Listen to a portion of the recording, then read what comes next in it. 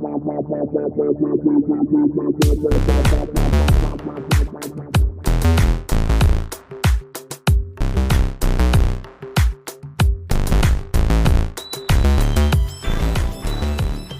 to you from the dining room table at East Barbary Lane, welcome to a very special edition of Full Circle, the podcast. Our last episode, I racked my brain in the morning trying to figure out what a useful response was to the news. There's just so much going on, and within our own community of trans and gender nonconforming folk, we're playing whack-a-mole in this country, and we have another mass shooting in Uvalde, Texas, and there's nothing I'm going to say that every raging liberal isn't saying, and I'm going to leave that to them.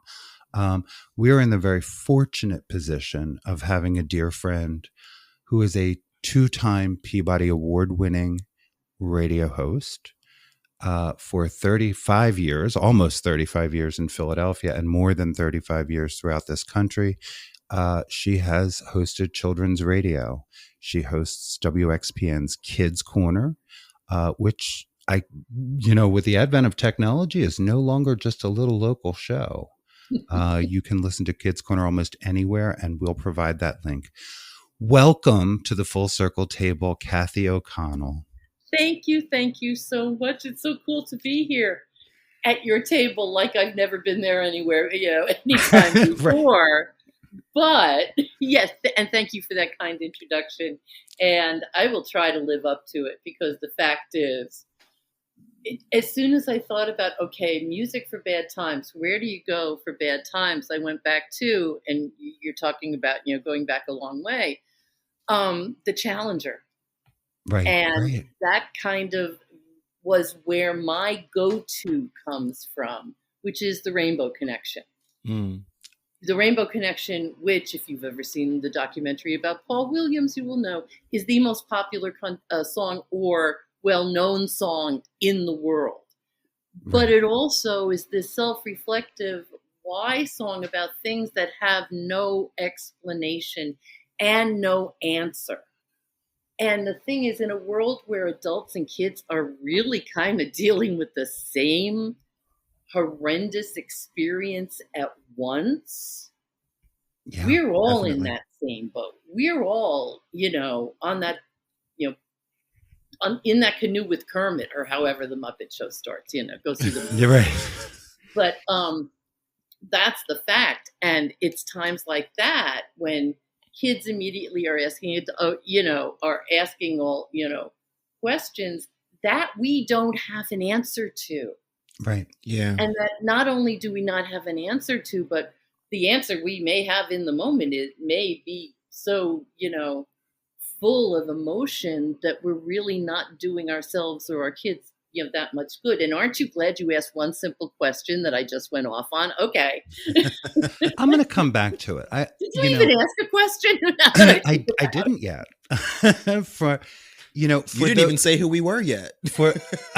I am Martha Madrigal. And I am Charles Tyson Jr. Okay, we got that out of the way. Okay, there you go. My goodness. Thank you. See, he pays attention to the details. Yeah, that's why he's the producer. I know. I sit here and try to be pretty. And you do. Thank you. For those who don't know your show, would you give us an overview? It's basically a call-in radio show for kids. It's aimed officially at ages 6 through 12. I get them all over the place. And, I've done it so long now that I get kids who grew up listening to me who are now adults who may have children of their own or who may not have children of their own, who also definitely listen to me. And, but it started out as every day call-ins, but technology and changes and the last couple of years especially have evolved to the point where it's live with call-ins 2 nights a week. And that's me and the kids just talking to each other. Right. And the rest of the time, it's a mix of science, conversations and, regular contributors and guests on a variety of subjects that are interesting to kids, like, science and pets and it's something that they're actually going to learn from occasionally. Right. And books. But what it really is, it's the Soupy sales show that you learn from occasionally. We will we will get to Soupy. He's on here. Did you want to get to Soupy now and just get that out of no? Okay. Not yet, but just as an explanation of part of my approach. Yeah, no, and it's Gotcha. an amazing approach, and it's always fascinated me that, in this era of screen time, when kids are just bombarded with visual things and they've got video games and they've got smartphones in front of them. Cocoa Lemon or Melon or whatever it's called. You still have a loyal listenership. I don't even know. You still have a loyal listenership of children who call in, who pay attention, and get that time on the radio, either to answer a question or play an instrument or and a lot of the times I know you do have topics. So they're calling in to share something specific. One of the things I learned, I never realized this as a kid, is until I had children of my own who were your listeners. There's a big difference between kind of talking at kids and talking to kids. Mm-hmm. And that you are the master of talking to kids and really with them. That's true. I've seen you do it. Yeah. It amazes me because you get them to talk. You get really shy children to talk to you. And I wish I knew how. And I kind of do, but because I've been thinking about this as we, came to the last few days to, the real crux of it. And I finally came to it while I was walking my dog. And that is nobody ever talked in my family. We were funny and witty and, said a lot and talked at each other. And I can tell you a million stories about my family. Mm-hmm. But as far as talking with us about anything, and without going into a whole lot of detail, let's just say there's a line from All About Eve. What a story. Everything but the bloodhound snapping at her rear end. And that's basically my childhood and, life as it is for so many people.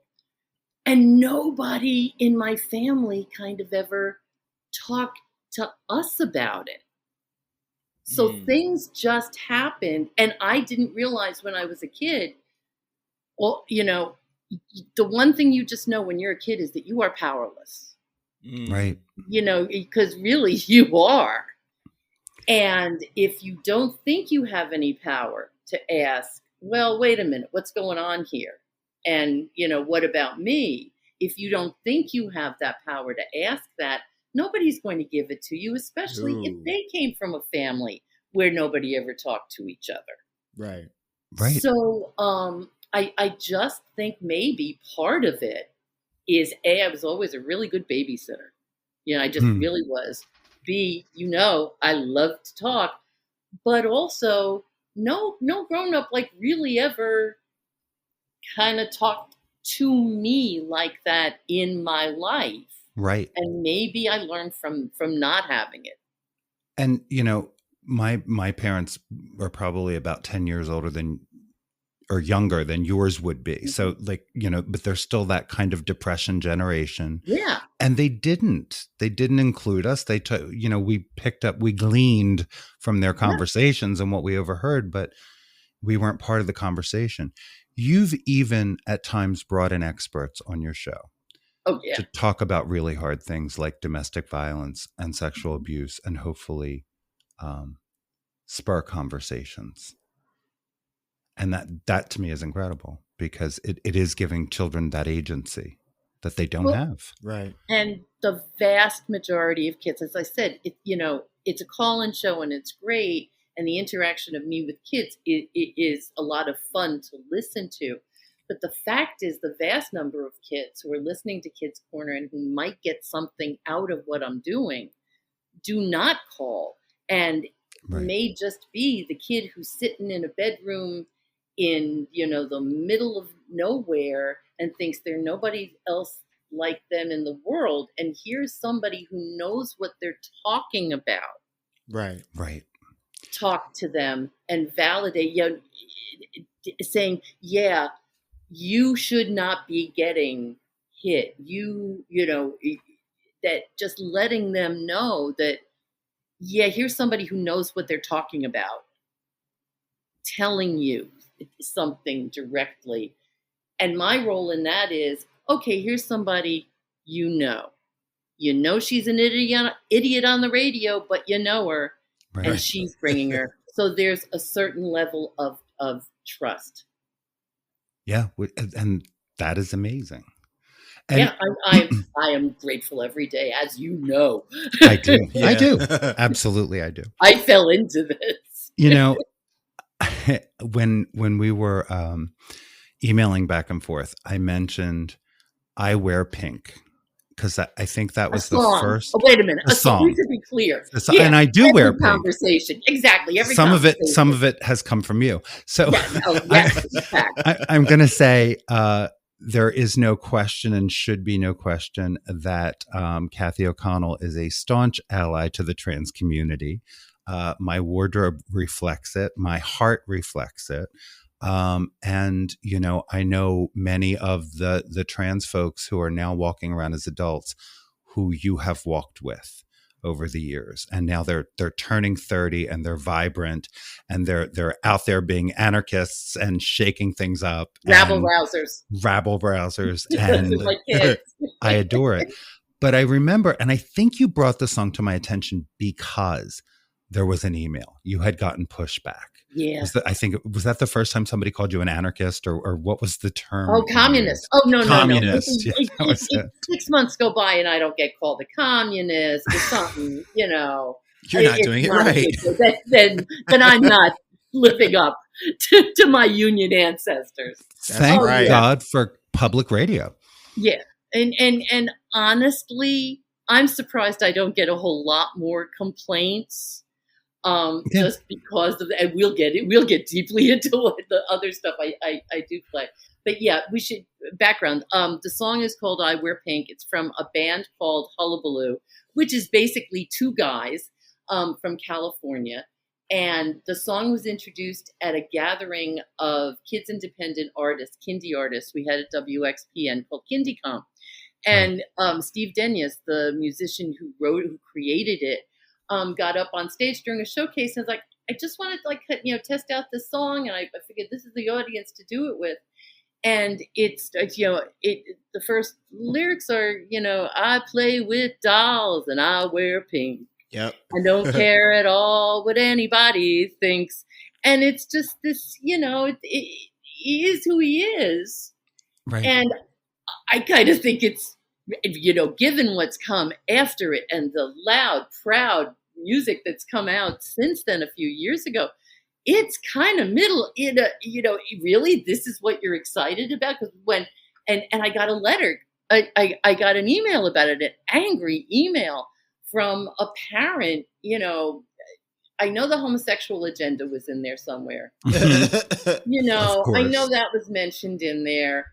But and I forward, and this, like we said, thank God for public radio. I forwarded it because I'm a good company girl. I am Lisa Simpson. Yeah. I forwarded it to my bosses just to say, just so you're aware, they're calling Mama Commie again. Should I respond? And luckily, I have a program director who once said to me, when I responded, shall we say angrily to something someone said, why don't you just respond, thank you for your thoughts? Mm-hmm. And he said that to me years ago. And it's like, So I go, and I said to both, do you want me to say thank you for your, I'll respond if you want.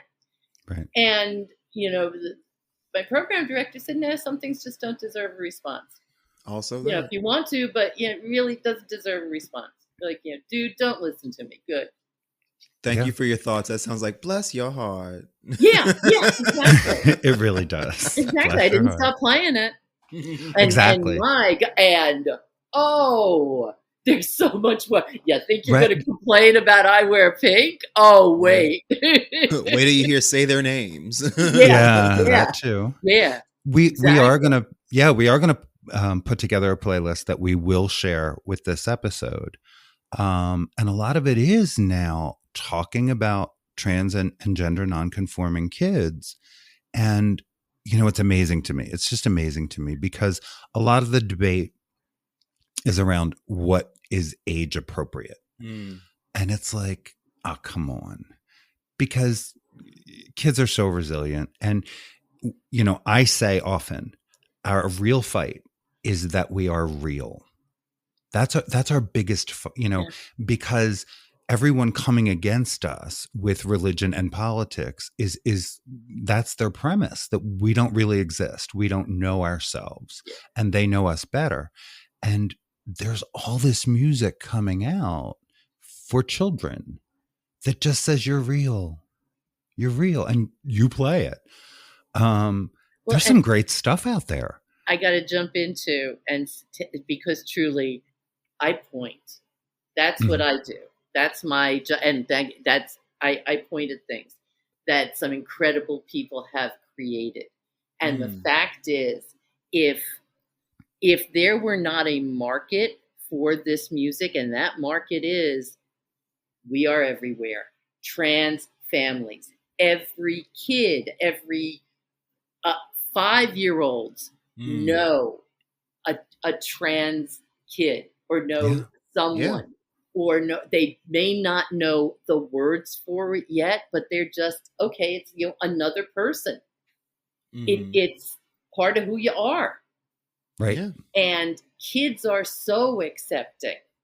And the fact is, these are wonderful musicians who are singing from their hearts and truly creating from their hearts. But also because they say there's many more of us out there. There's many more parents of trans kids and allies of trans kids and teachers and kids of trans people who all operate together and vote, please. Yes, thank you. But who exist. Yeah. Billy Tipton. Look him up. Okay. Billy Tipton. And if you're scratching your head, learn your history. Oh, yeah. There you go. Oh, yeah. And we need to recognize that, just because we try to wrap kids' brains in bubble wrap, that does not make them stupid. They can see, they can hear, they know what's going on around them. So they do. And another element of that too, Charles, is, and this is like, there's an old joke about the kid who says to his, parents, where did I come from? And they go into a whole song and dance explaining reproduction and science and blah, blah. And all they want to know is, so, Joey said he's from Hoboken. I want, where am I from? Right. Lily on Modern Family. My parents are gay, so I'm gay. She announced, I'm gay. It's like there's so you can send out a message without hitting kids and people over the head with it. Right. And the whole, oh honey, this is how you're supposed to think genre of kids music, which thankfully has kind of gone by the wayside long ago, has been replaced and energized by this more energy of real life. And you see it reflected in a lot of subject matter, including racial equality and issues of things that are being shut down all over or attempted to be shut down. Right. But you can't stop the beat. Get out of my head, lady. It always gets back to show tunes, kid. It always does. It really does. Through the pandemic, so our bar was closed because normally when your show is on at 7:30 our time, or 7 to 8 our time, so we would be in the bar and we would be working, and everybody wanted to watch Jeopardy, right? Yes. I get, yeah.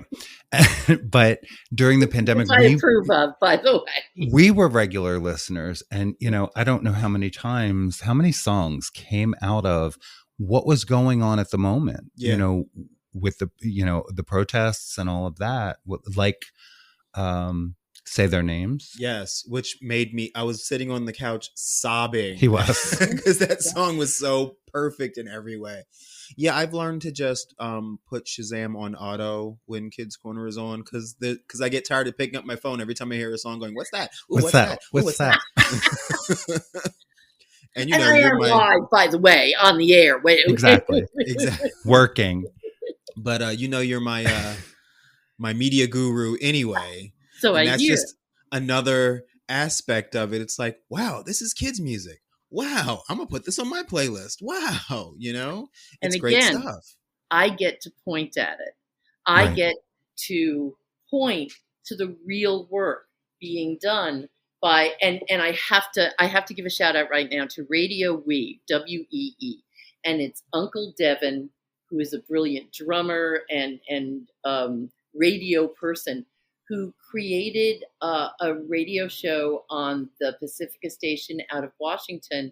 And we can address this today, or even do another whole thing on this, about how white the Grammys were a few years ago, at a time when a lot of music was being created by people of color. Oh, yeah. About their own experience historically. And also then Black Lives Matters, came to the streets, where people came together in the streets to address some of this. And the Grammys, their nominations in the kids music category did not reflect the brilliance of the music being made that year. Right. It was basically a bunch of white people at a time when some of the most brilliant music I have ever heard in almost 40 years of kids music was being created by a couple of artists, Saul Paul, Pierce Freelon, just brilliant stuff, and Fuge, there's the name, and who I now follow. A lot of artists media. got together and said, wait a minute, white and black, people of color and white said, hey, wait a minute. Here's all this great stuff. And we know it's being made by a real variety of people. How come it's not being reflected in the thing that's supposed to reflect the best of our industry? Right. Now, we can do a whole thing about how I do not actually believe the Grammys reflect the best of our industry and blah, blah, blah. They don't ask me. Right. But, the good work the Grammys do and truly do, which has now been magnified because as more people of color have entered the Grammy system and have increased the representation of these songs of power and empowerment, and songs that, Black women in history, Black people created STEM. These are actual songs, by the way. Look them up. I'll give you the playlist.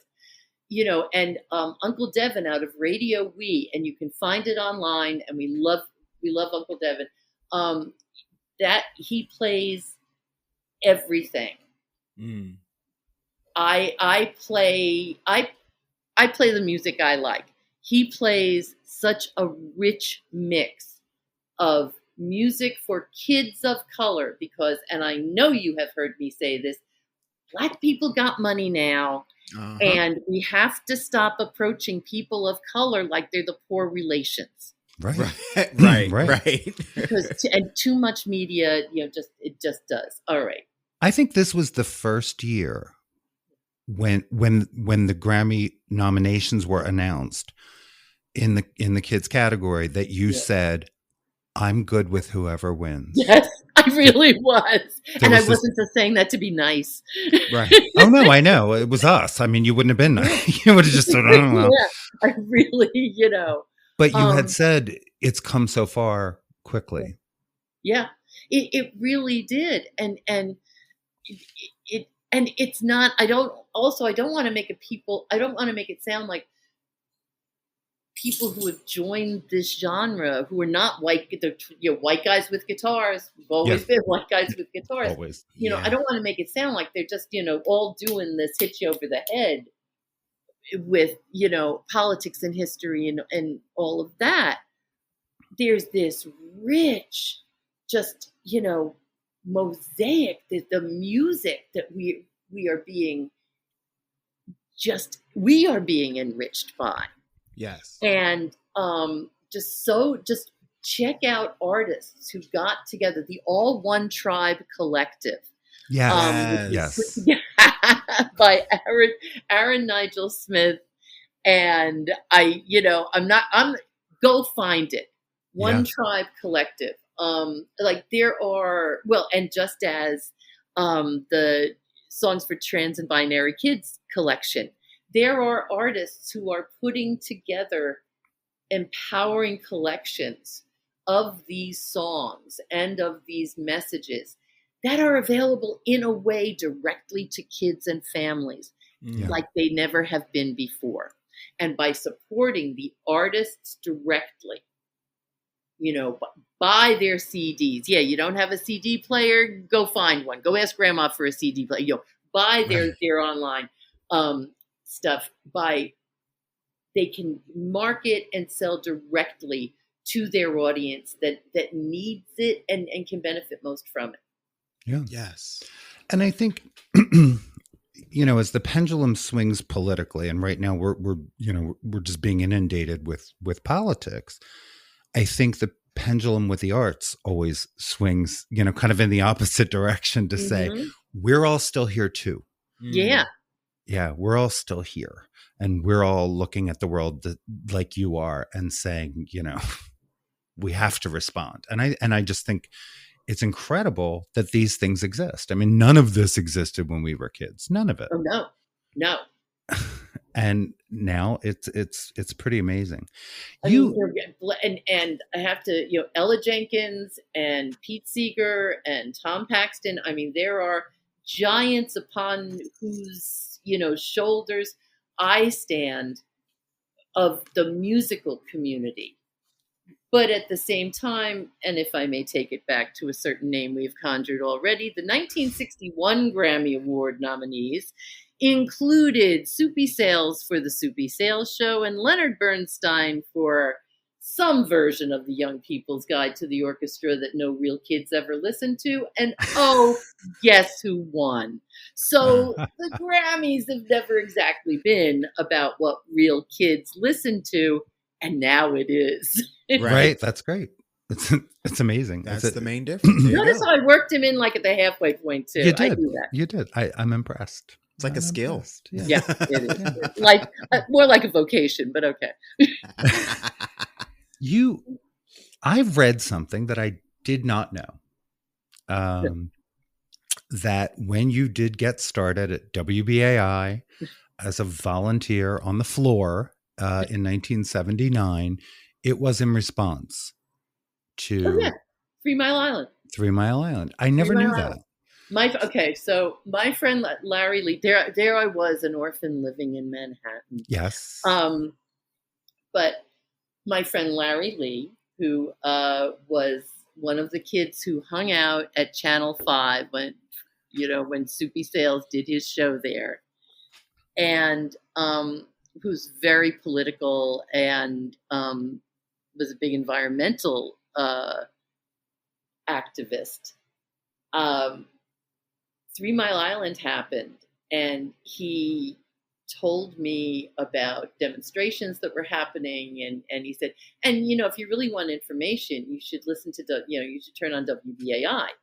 Mm-hmm. And I kind of vaguely knew about WBAI, but I listened to I hated talk radio because my father listened to talk radio, and anything Big Tom, had anything to do with, I wanted nothing to do with. Yep, but I was forced to listen to like Bob Grant and Ed and Pegeen Fitzgerald and like people just yammering on AM radio in the early 60s. Right. And it wasn't all Gene Shepard, believe me. Right. And but it was like, and I turned it on. I was like, wait a minute, people are talking to me, and smart people are talking to me, and sometimes stupid people are talking to me, and or smart people are saying stupid, funny things, and I started volunteering, answering phone, and they're always looking for volunteers, and I started answering phones, and I said, "Oh, honey, I'm home."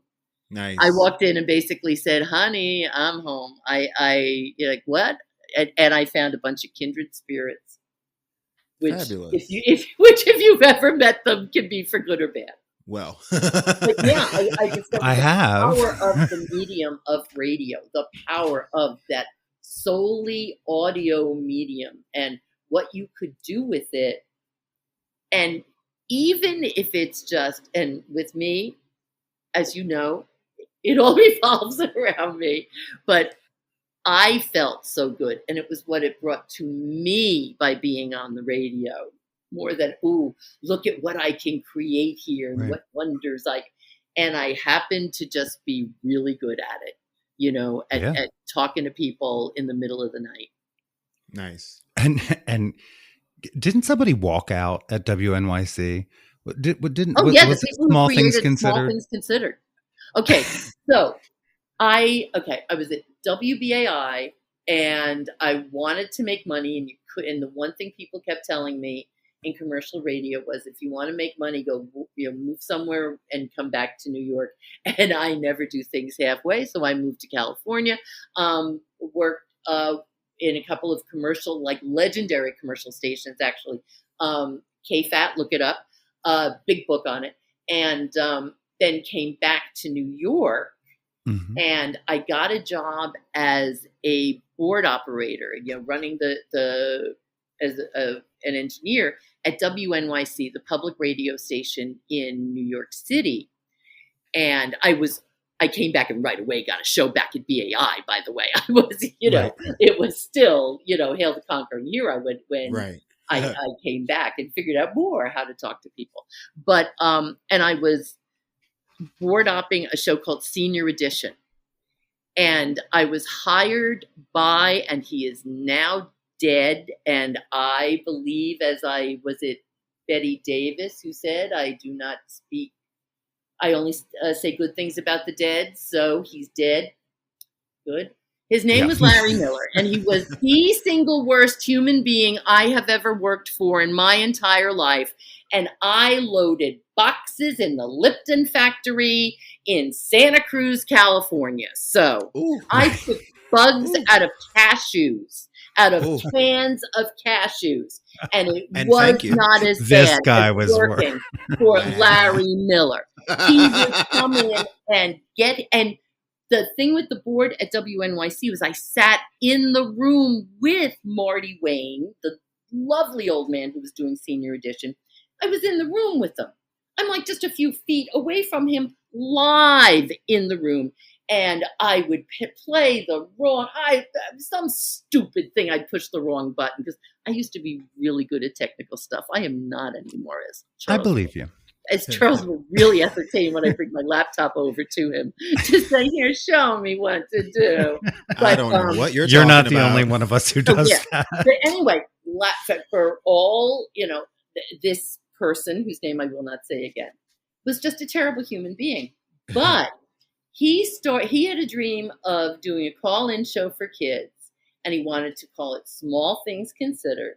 And he partnered with a woman named Barbara Rosen, whose husband was one of the hostages in Iran. Mm-hmm. And it was 3 hours? My God, it could have been. But they ran Michael Jackson's E.T. recording. They ran a lot of recorded programming from NPR, but it was a block of children's programming.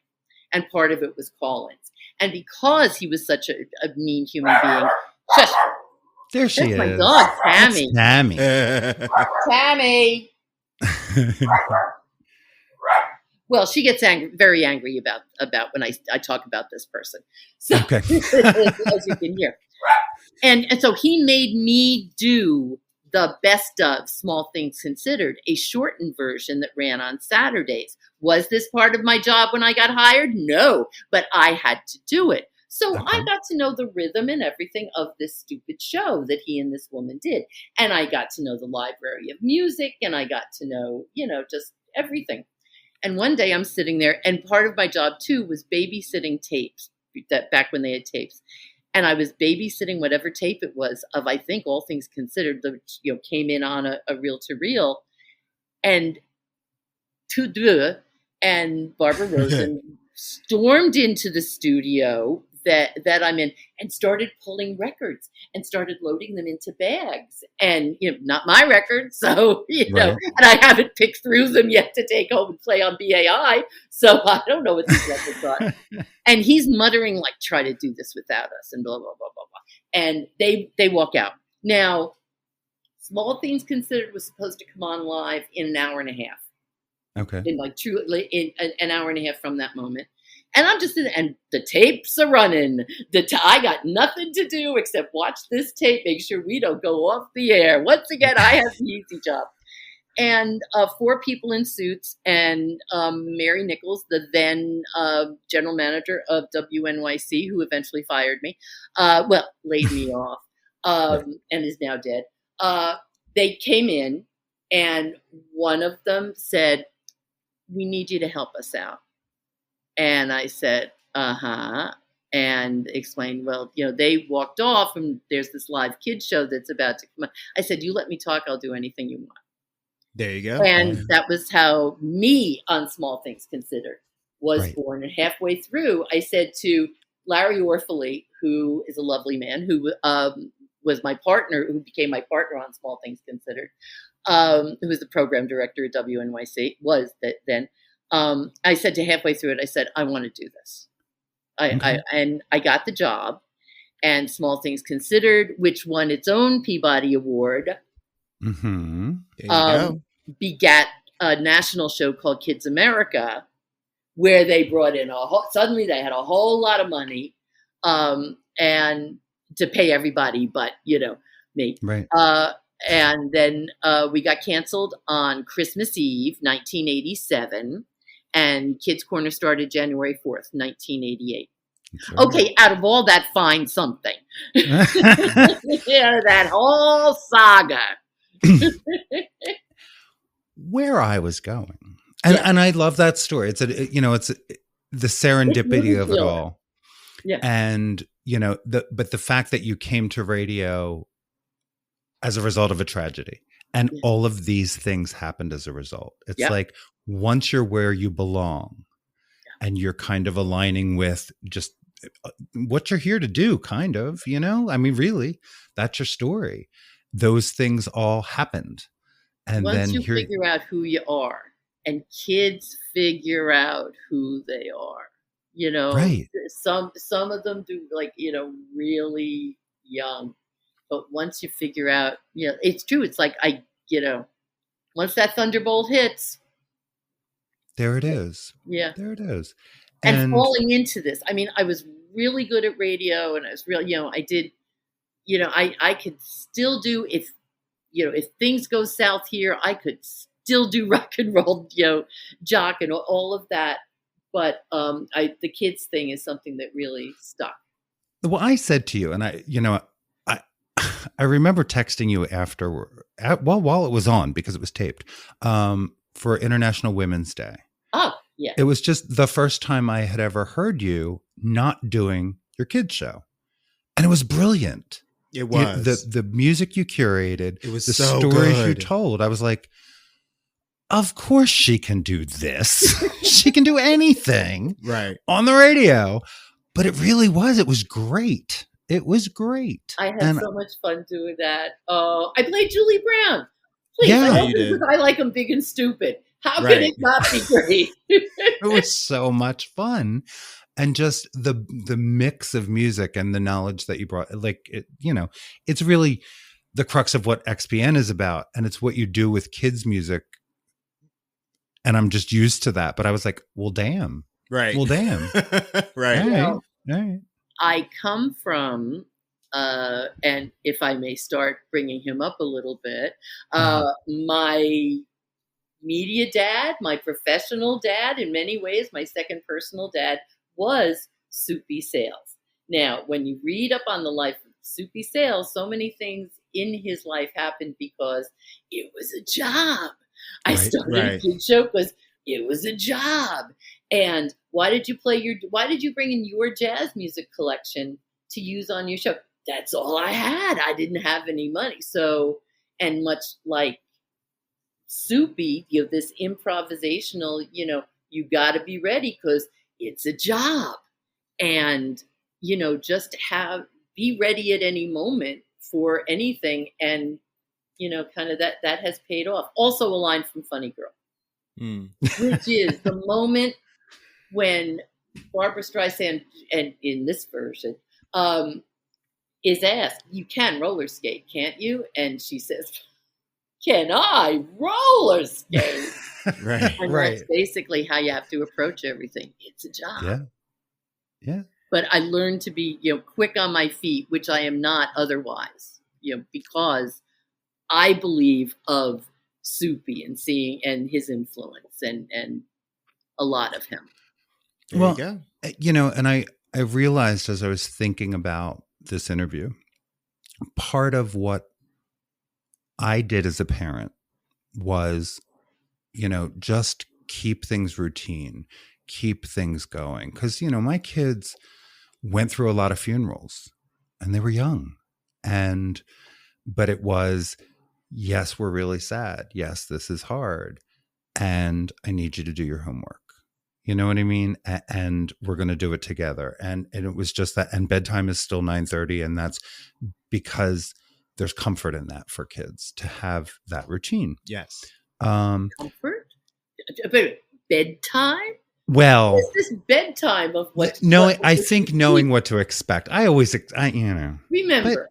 Also, again, here we back to my childhood. I shared a room with my grandmother. I never went to sleep before the 11 o'clock news was over. And I never asked about anything. So there were guerrillas fighting us.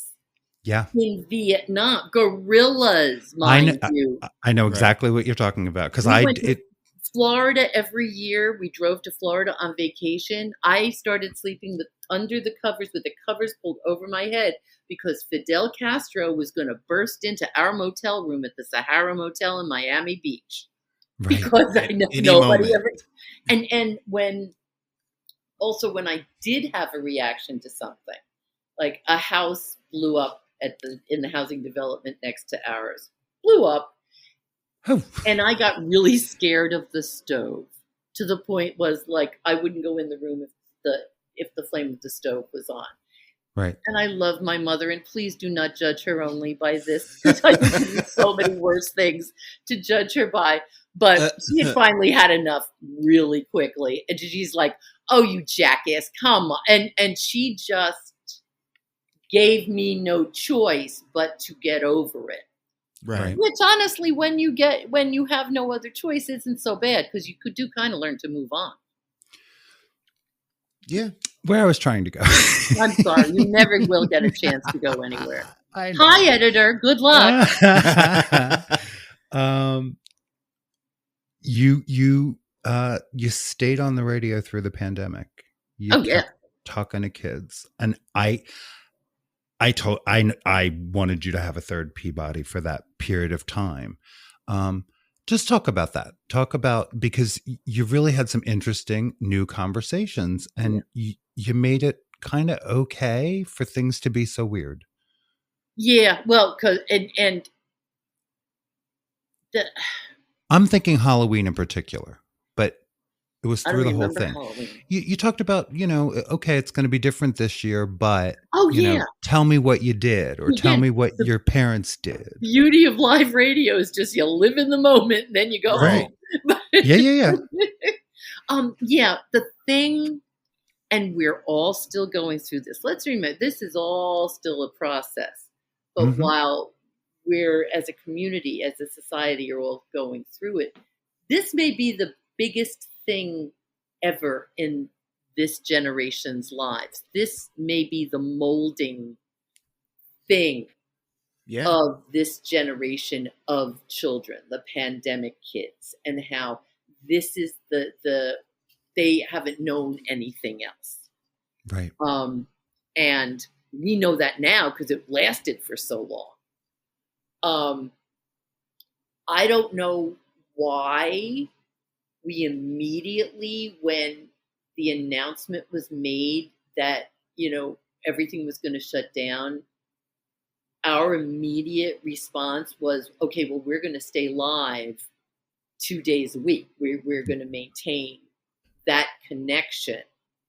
And primarily because it was live and something you could count on and something regular and as normal as could be in a completely abnormal, insane time. And I think it is vital for us as grown-ups, like, don't scare kids, but at the same time, we all went through this together. And yeah, your life really did change many times in an awful, awful way. And not seeing your grandmother, not being with people you love, not getting to go to the games that are really important to you or graduate or do. She's not happy with this. That this was something we all lived through together. Right. And as parents found their way through whatever this is going to be, the most powerless and yet most flexible creatures are kids. Yes. So you tell them, okay, you're going to learn from this now. We're going to make this happen and this. And oh, by the way, parents who have no idea what you're doing, we can bring in a few resources for you here on the radio that maybe you could go check out. It's a tiny bit, but it's what we do. Right. Just let's maintain something. Let's talk about the rainbows that I'm seeing on my walk with Tammy. Let's talk about the rainbows I'm seeing, people make in windows. And, Nice. There were, I would share projects that people were coming up with as they emerged more. God. I know we were really good, but again, I do live radio, so it really does. And, the thing I remember is just, kind of talking about the creativity. Like this is very different, but it doesn't have to be bad. Yeah. So, we're going to be home and it's going to be like, maybe we are having a Zoom call with our grandmother. And, you talk to kids about that, like what's different about birthdays now? Yeah. What's different and what did you do? And one of the things now it's coming back to me. I thought it was really important to validate that I'm learning the new way of living. And we can get through this, but pandemics are easy. Comedy is hard. Right. Like really, we can only lay so much doom and gloom while we are in the middle of a doom and gloom situation. We can only lay so much on kids, right, without expecting them to act out, to snap a little. So, like, there's a balance that every grown-up has to maintain of, I am scared to death. I don't want to scare you to death. That we all have had to learn to maintain. And part of it, I hope, is opening up more dialogues in families with parents and kids, because I think that is one of the things that came out, is that a lot of parents did have more opportunities to form whole, like, new relation. You know what I mean? Right. A whole new level of their relationships. Well, suddenly everyone was home. Yeah. Suddenly everyone was home, and it really did open up, I think, a lot of conversations. We, of course, they think we're just, I don't know, it's a trend, but I mean, there's a reality to the trans community growing in that, a whole bunch of adult humans, that suddenly had nothing but time, said, I can't go on like this anymore. I'm not busy. I'm working at home. I'm sitting with myself. And I think that was true for a lot of families. And I'm hoping, I hope the overall effect was positive. We talked about some of the situations where if it was tough, it got tougher, where the kids didn't have the outlet of school. But overall, I think, we're having different and better conversations. What I love about your show and the way that you have approached things over the years is you're reality based. Yeah. I mean, like there was no conversation about, well, maybe don't wear a mask. You played the song, wear your mask. Yeah. like, no, we follow science. We talk to scientists. And, that's right now, that's so refreshing. Yeah. It is. There's a lot to be said for not being an actual educator at a time when education is very much under attack. Yeah, there's a lot to be said for being an enhancement to education and a resource. Well, right. And how do we I don't even know how we talk to teachers. We know that they're leaving. We know that they are switching professions left and right, especially in places like Florida. Oh, yeah. I wouldn't want the job. No. Not right now. Exactly. And on top of everything else, I think it's one of the bravest things in the world to be a parent who sends your kid to school every day. You've got to be scared to death. Oh, to be a teacher and to 1 minute be blamed for the degradation of the fall of the Roman Empire, and then a week later, we're going to teach you, we're going to give you a gun, and you're going to be in charge of keeping your kids alive. No. Yeah, I saw a TikTok and the person was like, you don't even trust teachers with books. Yeah. Yeah. And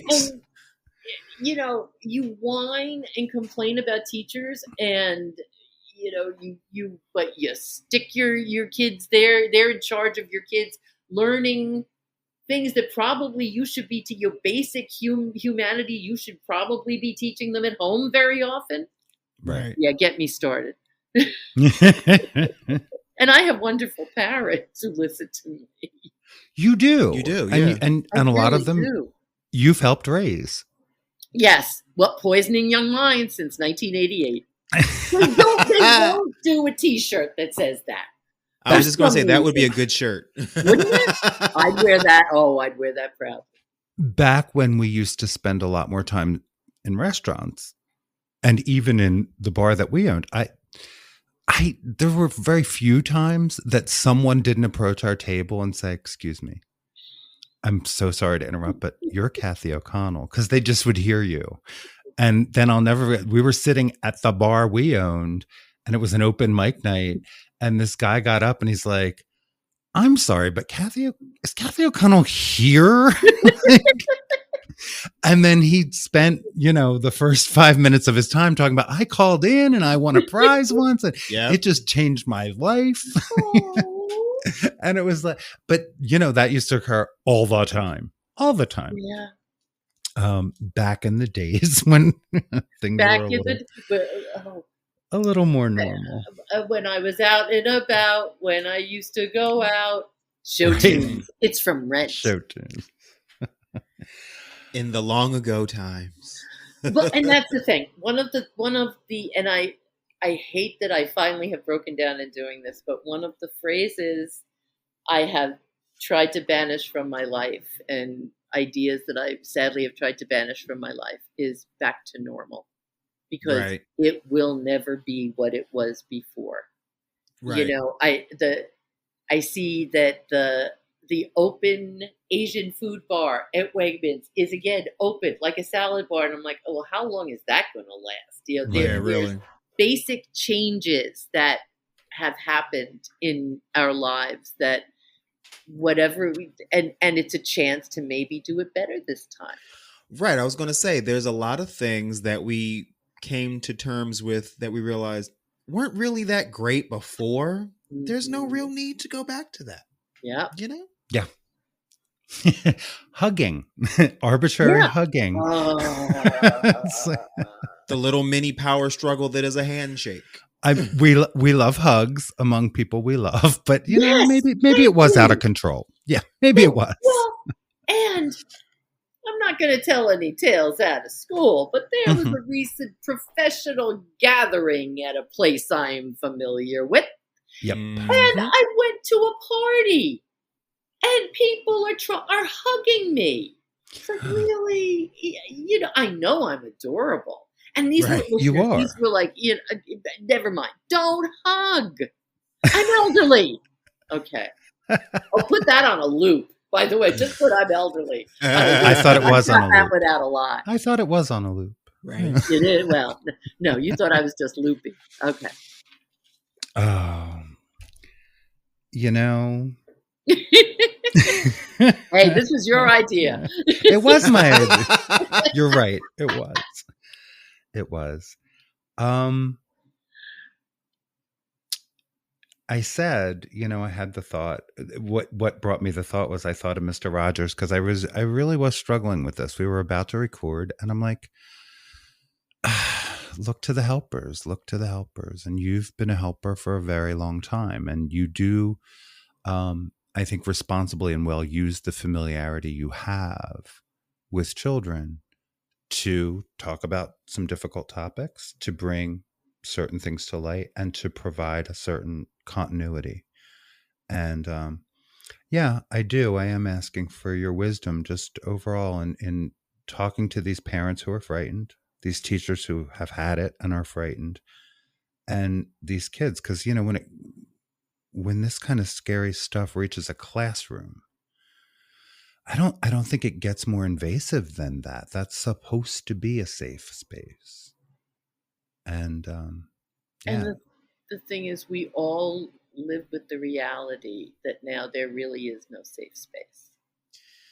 We each live in it in our own way, in whatever, you know, gathering or in whatever way. Right.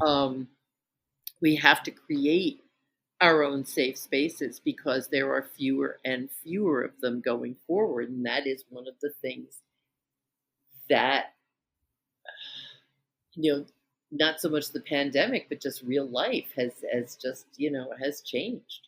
Yeah. You know, you walk into a room, you look for the exit sign. Now, kids have to live with that. And this is the thing.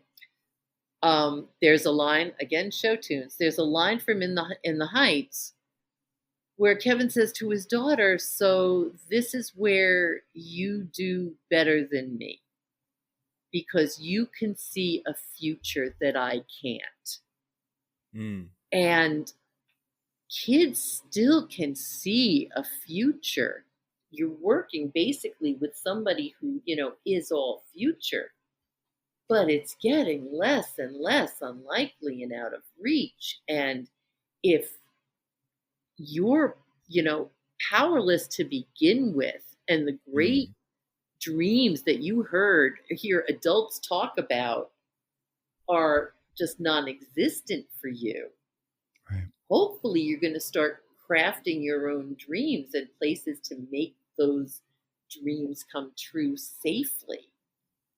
Right. And I'm not saying there should be a revolution of young people, but there is going to be. They will take over. And the seeds that we are planting in talking to them and giving them information. And there used to be, oh God, what was it called? There was an approach to education which was all about problem solving. Right. And what was it? Cognitive learning? There was a phrase to it. And of course, because I am not an educator, I can't come up with it. And it's like that went out the window. And the next thing I know, natural selection is being taught in a science class in Arkansas as science. Right. So, you know, the thing is they're going to find out that you're lying to them. And it's not going to be pretty. Yeah. So, how about talking with them and finding out, you know, what is going on and where you can find common ground to work for whatever, tomorrow is left.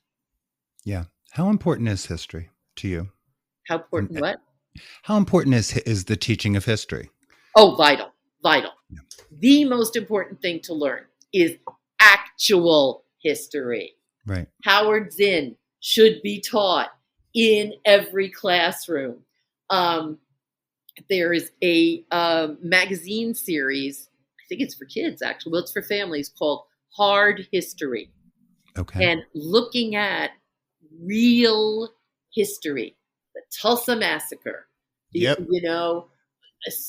Suffragettes getting beaten. Black suffragettes, who are they? Right. The Right. reality of what happened historically, just so we can go forward and make sure it doesn't happen again or happens in a different way. Triangle Shirtwaist Factory fire made a difference. Right. Now everything gets done overseas where we have no control over workers, situations. So Right. we have to kind of craft our reality going forward. Yeah. Speaking of history, Oh, I was waiting. Yes. I said I wanted to end this on a good note because it's so much fun. Your biggest inspiration. Let's talk about him. Let's talk about him. So I turned on the TV one day, 1964, and my life changed because there was a guy named Soupy Sales on TV, and the first joke I remember was somebody said to him, "Mr. Sales, don't you know? Don't speak, Mr. Sales. Don't you know the walls have ears?" And there was a pan of a wall, and it was covered with ears. And I thought it was the funniest thing I ever saw in my life. And he did reference, and he had a big old dog who grunted at him, who he interacted with. But at the same time, he looked directly at the camera and talked to me in a way that, other kids show hosts were great. Sonny Fox, Chuck McCann, Shari Lewis, but not where, okay, you are talking to, I am ready to follow you wherever. Right. And so Soupy Sales was on TV in New York from 1964 to 1966. And on New Year's Eve, on New Year's Day, 1966, he had to work live. He was forced to work live. And he had a minute and a half to fill. And he looked into the camera and he said, "Kids, now I know your parents were out late last night and they're probably sleeping. And I want you to go into their room and quietly, be very quiet. And I want you to go into their wallets, your dad's wallet, your mom's purse, and take out the little green pieces of paper with pictures of men with beards on them. And I want you to send it to Soupy Sales. And I'll send you a postcard from Puerto Rico." And he got a pie in the face, and that was the end of the show. He got suspended for 2 weeks. Yeah. He got suspended for 2 weeks for that. No kid in America thought it was for real. And to the rest of his life, he continued to get dollar bills in the mail because I used to open his mail and find them. But while he was suspended, one of the articles about the suspension talked about the group of kids, the group of teenagers who came to the studio every day to be part of the audience of his show. And a light bulb went off on my Long Island suburban brain. And I said, I could go watch his show. And on May 27th, 1965, Ascension Thursday, for the first time, I went to Channel 5 and basically hung out at the studio, saw the Soupy Sales show, came back as often as my babysitting money would let me. Right. And basically the next 5 years of my life revolved. We had a group of kids, eventually, which whittled down to about 5 of us, who built our lives basically stalking Soupy sales, following him everywhere, learning how to decipher airport schedules. Now, this is 1967, 68, and we're figuring out, well, if he's going to go to LA to do the Carol Burnett show, we could go to JFK and meet him and see him. He has no part of this. He knows us. And, we're the gang to him, but we're just like, our lives were built around him. I spent the college money my grandmother had saved for me by working in a hat factory. I spent it to go to Atlanta in 1968 with Donna Golder to see him do Finian's Rainbow for 2 weeks. Uh-huh.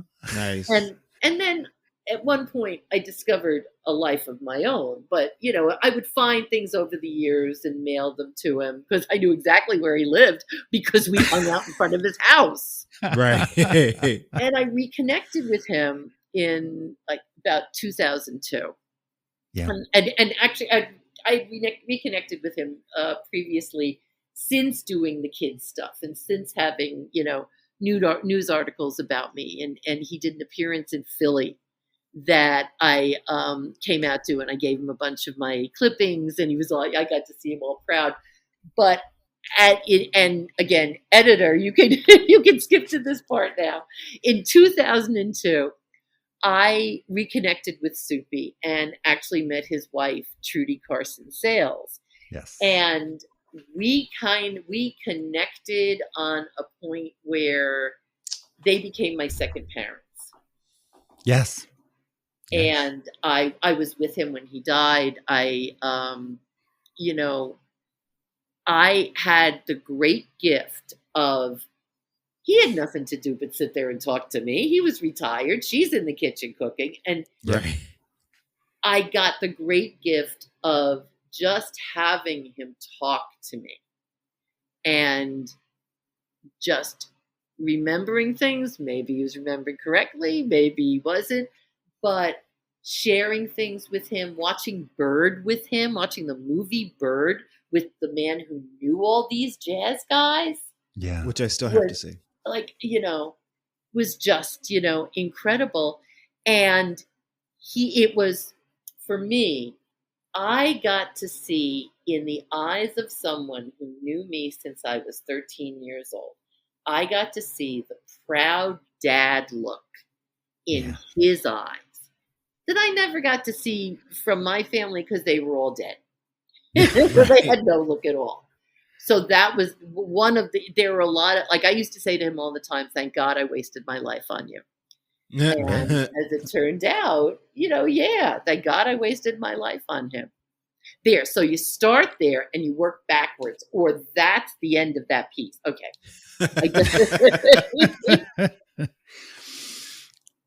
And I got to meet, I never got to meet Soupy, but I got to meet Trudy shortly after he died. And she's mom. She's mom. And you got to meet White Fang and Blacktooth. Yep. Absolutely.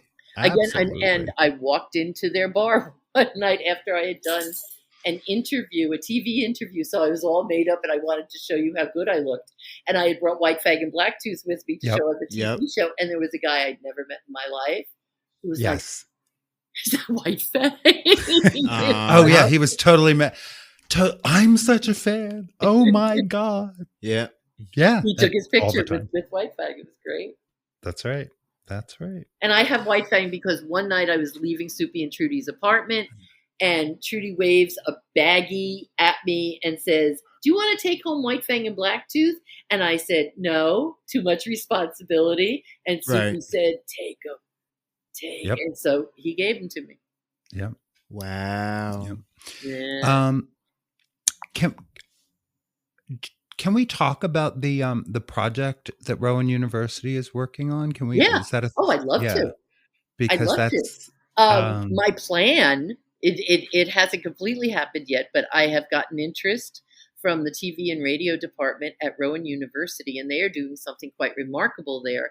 They are building a world-class television history and radio history archive. Mm-hmm. And to that end, I know they have a Howdy Doody collection, because David Bianculli, a media writer, wonderful TV writer, is involved with it as well. And the head of the department is an old colleague of mine from WXPN. And he was over one day, and I kind of just showed him a lot of stuff I have brought home over the years from their house, and stuff I've bought on eBay and things like that over the years, but an enormous collection of Soupy's archives, Right. and scripts, and just stuff, articles, just the history, his career. And I am donating a whole lot of him there. So amazing. future generations, like I have heard for so many years, you should write a book, I'm not going to write a book, but somebody is going to write a book someday, really commit, they'll use me, a complete, Right. book about him. And there will be all this stuff, Right. Not lost. that would, and I'm just very happy. And I'm also, like donating some of my Gunsmoke collection, and just, there's going to be a lot less stuff in my house, and I'm very happy about that. Right. But the important part is TV history and the role of it, not just in what it gives to the people who watch it, or each generation who discovers it, but how it influences those people who create what the next generation gets. So you gotta keep going back to Absolutely. Howdy Doody and Shari Lewis and Soupy Sales to see where everything comes from, and Mr. Yeah. Rogers. Oh yeah. Of course. What was the movie that Soupy had never seen? Oh, Facing the Crowd. Oh, okay. Right. So Facing the Crowd, everybody, when this is finished, I'm not telling you go right now, but when this is finished, go watch A Face in the Crowd. Andy Griffith's greatest performance. Yes, I'm serious. I agree. I agree. About a guy named Lonesome Road. So, okay. So it's coming on, and I'm like all excited, and, Soupy's sitting next to me in his wheelchair. Trudy's in the kitchen making incredible food. And I'm like, oh, it's A Face in the Crowd. This is great, And he's like, I've never seen it. I go, what, are you kidding me? You've never seen it? How have you never seen A Face in the Crowd? It's about early television. And he said, I was busy making early television. And so I watched to the end. He was like that. That was the beauty. No matter how much things were shutting down, with his body, we could still have that connection. And that was a really great gift to the end. You would say to him, are you comfortable? I make a nice living. So, Right. Yeah. And, maybe that is one of the key takeaways, is humor. And, we've got to find the places and the ways to laugh. And I mean, it's how the three of us survived through the pandemic. Yeah. I mean, we found what was funny. Find a bubble. And one of the beauties, and truly this kind of gets back to the beginning, very good place to start. But we can find our communities in whole new ways that were not open to the three of us when we were kids. If I had known this Soupy community existed and I could continue to interact with them online, during those times when I had to live with my real life in, miserable public high school, if I had known, okay, no matter what, there's these people over here.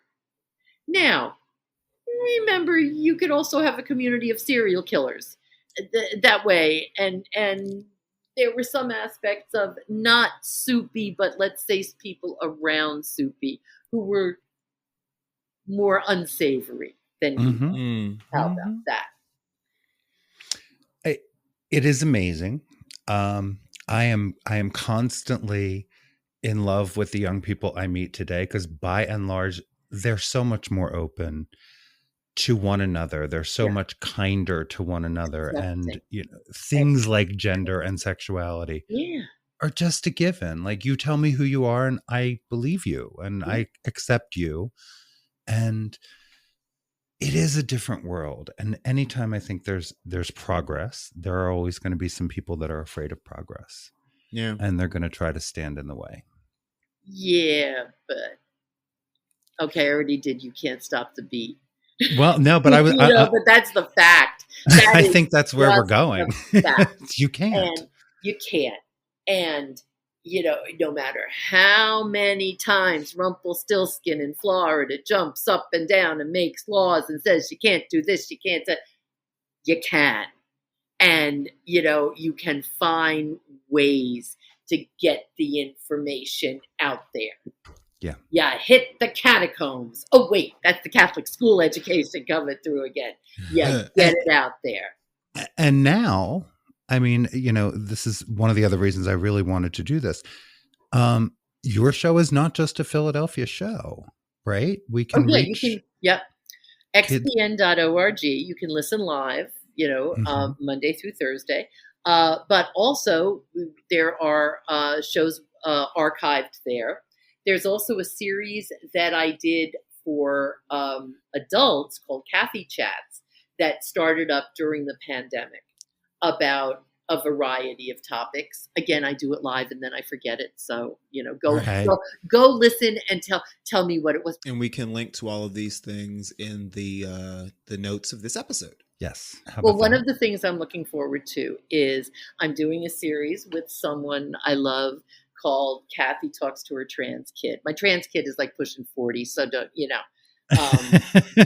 but I look forward to that. And it's mostly him sitting there telling me what I've done wrong, which is always nice.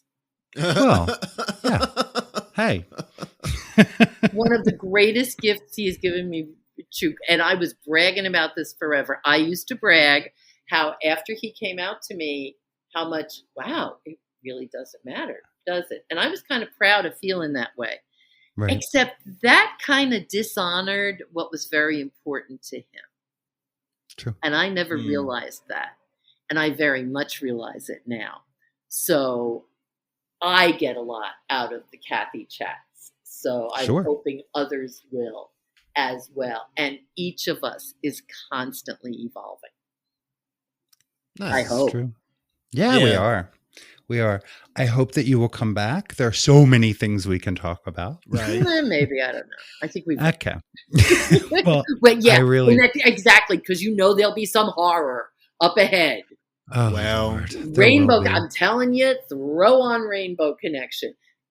Parents, if there are questions where, I don't know why this happens and I'm upset too and I don't know, throw on Kermit the Frog or any version of Rainbow Connection therein and just listen to it, together and you'll get through it. Yeah. Yeah. Yeah. Together. That's how we do it. And make your own together. Find an adult you trust. And if you got to make your own together, that's what you'll do. Beautiful. On that note, I want to thank you so much for joining us. I am Martha Madrigal. And I am Charles Tyson Jr. And thank you so much, Kathy O'Connell, for spending time with us today. Thank you. I love you. I love you. I'm going to go buy us donuts. Yay! Bye. Bye. Full Circle is a Never Scared Productions podcast, hosted by Charles Tyson Jr. and Martha Madrigal, produced and edited by Never Scared, executive produced by Charles Tyson Jr. and Martha Madrigal. Our theme and music is by the Jingleberries. All names, pictures, audio, and video clips are registered trademarks and/or copyrights of their respective copyright holders.